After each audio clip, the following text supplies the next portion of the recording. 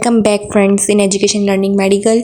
इस वीडियो में हम लोग लिपिन को इलस्ट्रेटेड रिव्यू से कोलिनर्जिक एगोनिस्ट को स्टडी करेंगे। एगोनिस्ट क्या होता है? जो रिसेप्टर की एक्टिविटी को क्या करता है गाइस, उसको इंक्रीज़ करवाता है। और कोलिनर्जिक न्यूरॉन्स क्या होते हैं ये अभी हम आगे डिस्कस करेंगे।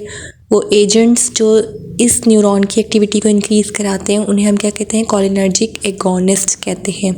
आगे हम इस वीडियो के अंदर जो है वो उसका ट्रांसमिशन देखेंगे कि न्यूरॉन के अंदर ये किस तरह से न्यूरोट्रांसमीटर जो है वो ट्रांसमिट होते हैं और इसके 6 स्टेप्स होते हैं, वो सब डिस्कस करने वाले हैं।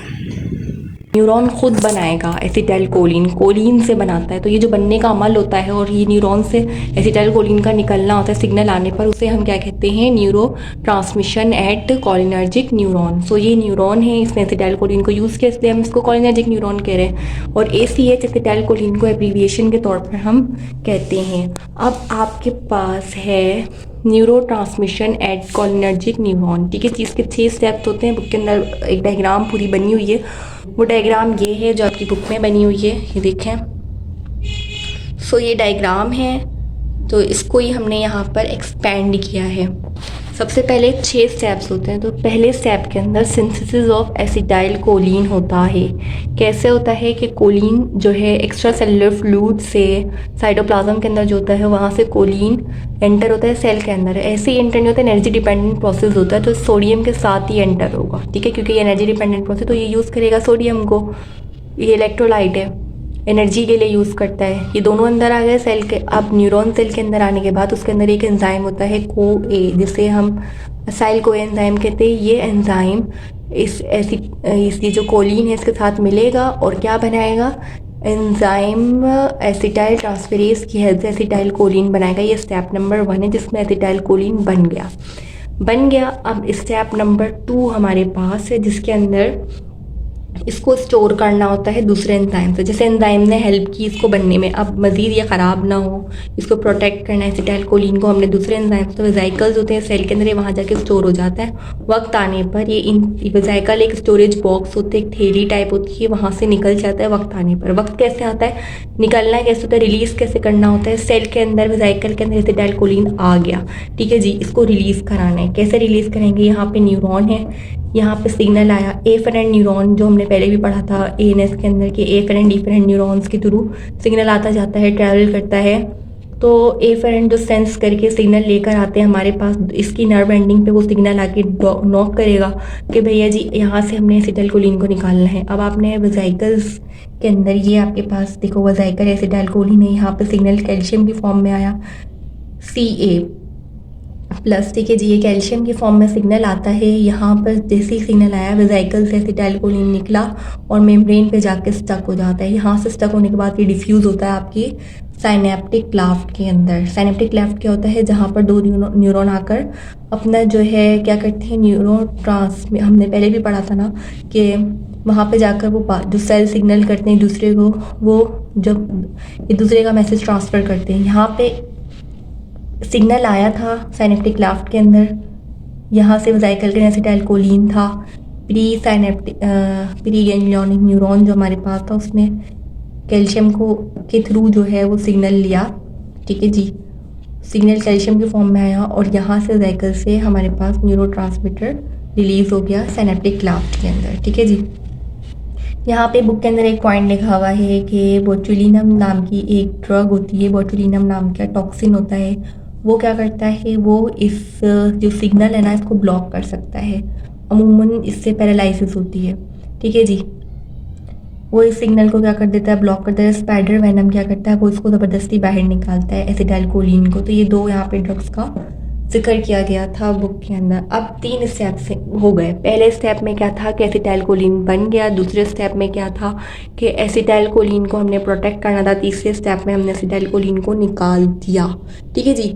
अब स्टेप नंबर 4 पर आते हैं। स्टेप 4 के अंदर क्या हो रहा है कि एसिटाइलकोलिन जो आपके पास इसमें आके मेम्ब्रेन के ऊपर आके स्टक होता है, ठीक है जी, इसको रिसेप्टर के साथ बाइंड होना है। वो रिसेप्टर जब ये साइनेप्टिक क्लाफ्ट में आ गया, यहाँ आने के बाद दूसरा जो पोस्ट गैंग्लियोनिक न्यूरॉन होता है, ठीक है जी, वो साइनेप्टिक क्लाफ्ट में जाके बाइंड होगा। हमने हमेशा पढ़ा है एसिटाइल कोलिन के जो सिनेप्टिक लाफ्ट में जो सेकंड न्यूरॉन है उसके साथ जाके बाइंड होगा। हमने हमेशा ये पढ़ा है कि एसिटाइल कोलिन हमेशा किसके साथ जाके बाइंड होता है, इसके दो ही रिसेप्टर्स होते हैं, एक होता है मस्क्यूरेनिक रिसेप्टर और दूसरा होता है निकोटिनिक रिसेप्टर। निकोटिनिक रिसेप्टर हमने जो है अपनी विल से कंट्रोल होने वाला दूसरा सिस्टम जो होता है सोमैटिक नर्वस सिस्टम, उसमें पढ़ा था। ठीक है जी, पेरिफेरल नर्वस सिस्टम ANS और PNS में डिवाइड होता है ना। हमारे पास पूरी एक डायग्राम थी जिसमें नर्वस सिस्टम जो था ब्रेन स्पाइनल कॉर्ड में डिवाइड होते हुए दूसरे पेरिफेरल में। पेरिफेरल में ANS पढ़ा था और सोमैटिक नर्वस सिस्टम पढ़ा था। तो ये हमारी विल के अंदर होता है, ये वाला निकोटिनिक इसका रिसेप्टर होता है। एसिटाइलकोलिन इसके साथ बाइंड होता है जाकर, या तो वो इसके साथ बाइंड होगा अगर somatic nervous system autonomic nervous system आपका एक्टिवेट हुआ है, जो आपकी विल में है, जो जिसको आपने मूवमेंट करवानी होती है। ठीक है जी, अगर तो वो पैरासिम्पैथेटिक नर्वस सिस्टम आपका इन्वॉल्व है, एसिटाइलकोलिन उस रिसेप्टर के साथ जाके बाइंड होगा। उस रिसेप्टर का नाम होगा पैरासिम्पैथेटिक नर्वस सिस्टम के केस के अंदर मस्क्यूरेनिक रिसेप्टर। ये ऑटोनॉमिक नर्वस सिस्टम का पार्ट है जो कि रेस्ट और डाइजेशन के अंदर इन्वॉल्व होता है। सो दो रिसेप्टर्स हैं, एक निकोटिनिक है और एक कौन सा रिसेप्टर है, मस्क्यूरेनिक रिसेप्टर है। ठीक है जी, अब हमने डीजेनरेशन एसिटाइलकोलिन बन गया, सिग्नल आ गया, इसने अपना इफेक्ट दे दिया। यहाँ पे उसको मूवमेंट करवानी है आपकी विल से, या उसको रेस्ट और डाइजेशन में मतलब इफेक्ट आ गया सेल के ऊपर। ये कुछ इसको लिमिट करने के लिए कुछ जो है ना वापसी भी जाकर बाइंड होता है प्री गैंग्लियोनिक न्यूरॉन के साथ। ये भी हम आगे डिस्कस करते हैं। उसके बाद हमने पढ़ा था, आगे हमने पढ़ा है डीजेनरेशन, इसका 5th स्टेप है एसिटाइलकोलिन। ये थोड़ी है कि हमें हमेशा रेस्ट वाली कंडीशन में ही रहना है, या हमने मूवमेंट वाली कंडीशन में रहना है, या हमने जो है अपनी विल से मूवमेंट करवानी है, या हमने जो है डाइजेशन ही करवाते रहना है, नहीं ना। सो अब इसको डीजेनरेट करना है। एसिटाइलकोलिन बना हुआ है, बनकर आ गया है। एसिटाइलकोलिन ईस्ट्रेस एंजाइम नाम का एक हमारे पास एंजाइम होता है, वो क्या करता है, ये जो एसिटाइलकोलिन जो बना हुआ इतना सारा, मतलब ये रिसेप्टर के साथ बाइंड तो नहीं होता रहेगा ना। सो इसको हमने ब्लॉक करवाना है। तो ये क्या करता है, एसिटाइलकोलिन को ब्रेक करता है ये एंजाइम, एसिटाइलकोलिन ईस्ट्रेस एंजाइम, इसे इसकी एब्रीविएशन है, ये इसका नेम है। ठीक है जी, फुल नेम है। ये इसको ब्रेक करेगा। ब्रेक करने के बाद क्योंकि हमने इसका इफेक्ट एंड करना है इसलिए हमने इसको ब्रेक किया। ब्रेक करने के बाद ये वापसी दो चीज़ों में टूटता है, एक कोलिन और एक ईस्ट्रेस में टूटता है। ठीक है जी, एसिटाइलकोलिन दो चीज़ों में टूटेगा, एक कोलिन और एक ईस्ट्रेस। अब क्या होगा, अब हमारे ईस्ट्रेस नहीं एसीटेट, यहाँ पे मिस्टेक है, यहाँ पे आएगा एसीटेट। ठीक है जी, एसीटेट यहाँ पे आना है।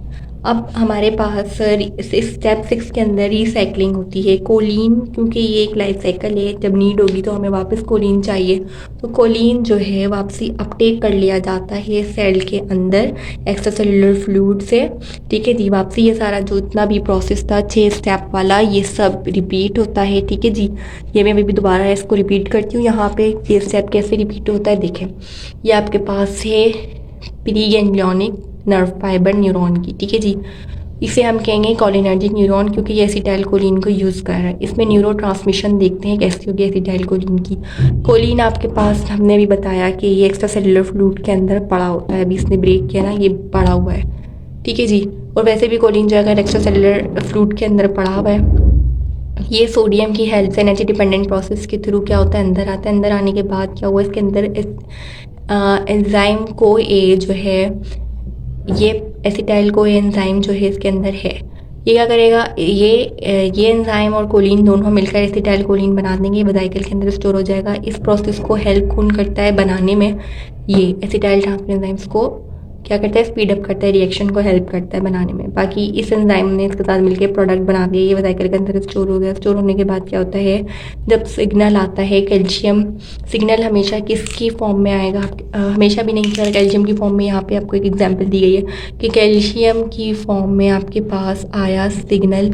ठीक है जी, नर्व एंडिंग पर ये क्या होगा, जब आपके पास सिग्नल आया ना, कैल्शियम ने अंदर आना है, वो क्या करेगा, इस वेसिकल को इसके करीब लेकर आएगा, यहाँ पे आके ये फट जाएगा। ठीक है जी। ये वेसिकल फट जाएगा, फटने के बाद इसमें से क्या निकलेगा, एसिटाइल कोलिन निकलेगा। एसिटाइल कोलिन आपके पास साइनेप्टिक क्लेफ्ट में आया। साइनेप्टिक क्लेफ्ट में आने के बाद वो जो है अपने आगे रिसेप्टर के साथ बाइंड हो जाएगा। ठीक है जी।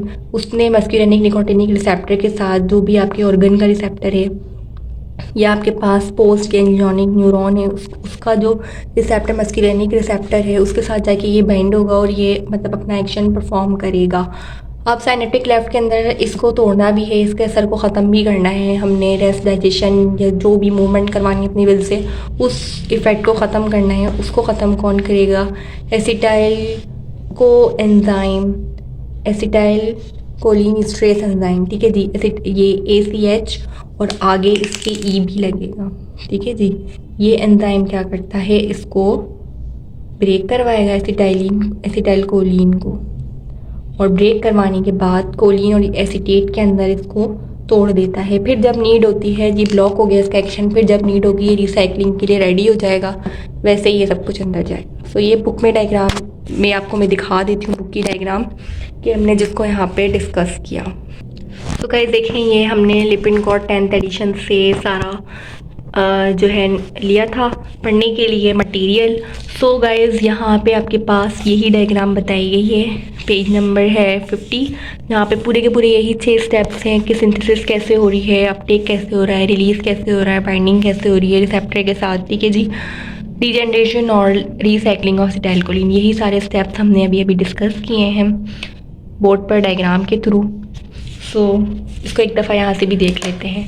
क्या होगा कि आपके पास सिंथेसिस होगी एसिटाइल कोलिन की। कैसे होगी, एक्स्ट्रा सेलुलर फ्लूइड में कोलिन है और दूसरा क्या आपके पास सोडियम है। ये जाएगा अंदर, जाने के बाद यहाँ पे एक एंजाइम होता है पहले से ही मौजूद एसिटाइल को एंजाइम, ये इसके साथ मिलके आपको एक प्रोडक्ट बना के देगा एसिटाइल कोलिन, जो कि आपके पास न्यूरोट्रांसमीटर है। ये वेसिकल के अंदर स्टेप 2 के अंदर स्टोर हो जाएगा। ठीक है जी। स्टोर होने के बाद ये क्या करता है आगे, अच्छा ये बनने के प्रोसेस को हेल्प कौन करता है, कैटेलाइज कौन करता है, एसिटाइल ट्रांसफेरेज एंजाइम। बनने के बाद क्या होगा, वेसिकल के अंदर स्टोर हो गया, स्टोर होने के बाद ये यहाँ से निकलता है वापसी साइनेप्टिक क्लेफ्ट के अंदर। साइनेप्टिक क्लेफ्ट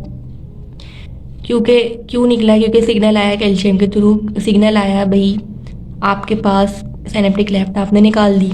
निकालने के बाद क्या हुआ, से आपने एसिटाइल कोलिन को निकाल दिया। एसिड ये पर्पल कलर का है एसिटाइल कोलिन, ये आपके पास साइनेप्टिक वेसिकल से आपने ये निकालना है, साइनेप्टिक क्लेफ्ट में डिफ्यूज़ हो जाता है, फैल जाता है। फिर रिलीज़ हो गया, 3rd स्टेप हो गया। 4th स्टेप में क्या होगा कि ये जो है बाइंड होगा पोस्ट साइनेप्टिक रिसेप्टर के साथ, जो कि आपके पास निकोटिनिक रिसेप्टर भी हो सकता है, मस्क्यूरेनिक रिसेप्टर भी हो सकता है। ये अपना रिस्पॉन्स प्रोड्यूस करेगा इसको ख़त्म करने के लिए। अच्छा, इसको ख़त्म करने के लिए डीग्रेडेशन होती है। ठीक है जी। डीजेनरेशन नहीं है ये वर्ड, डीग्रेडेशन है। यहाँ पे जो है डीग्रेडेशन वर्ड है, तो इसको आप लोग ठीक कर लेना। डीग्रेडेशन होती है किसकी, एसिटाइल कोलिन की। हमने इसको ख़त्म करना है यहाँ से। सो ये रैपिडली जब ख़त्म होता है किस एंजाइम की हेल्प से, ये हमने यहाँ पे पढ़ा था। यहाँ पे acetyl choline is rapidly hydrolysed bye acetyl, यहाँ पे ये देखिए एसिटाइल कोलिन ईस्ट्रेज एंजाइम की हेल्प से ये ख़त्म हो जाता है। या रिसाइकलिंग के लिए कोलिन वापस चला जाता है, जैसे जब ये तोड़ता है ना एसिटाइल कोलिन को, एसिटेट और कोलिन की फॉर्म में तोड़ता है तो कोलिन वापस चला जाता है, रिसाइकलिंग ऑफ कोलिन होती है वापस से, ये सारा प्रोसेस रिपीट होता है। यहाँ पे एक हेमिकोलिनियम ड्रग का जो है जिक्र किया गया है। ये हेमिकोलिनियम ड्रग क्या करती है, ब्लॉक करती है कोलिन के वापसी रिसाइकलिंग वाले स्टेप को। जहाँ पे हमने यहाँ पे भी डिस्कस किया हुआ है बोर्ड पर कि कोलिनियम जो एक ड्रग है वो ब्लॉक करती है कोलिन के रिसाइकलिंग वाले स्टेप को। सो गाइस ये थी आज की वीडियो।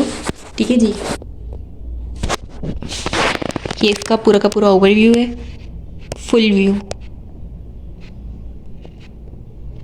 अगर आपको ये वीडियो अच्छी लगे तो लाइक शेयर सब्सक्राइब करना मत भूलिएगा। नेक्स्ट अब इसके पार्ट 2 को डिस्कस करेंगे सेम बुक से।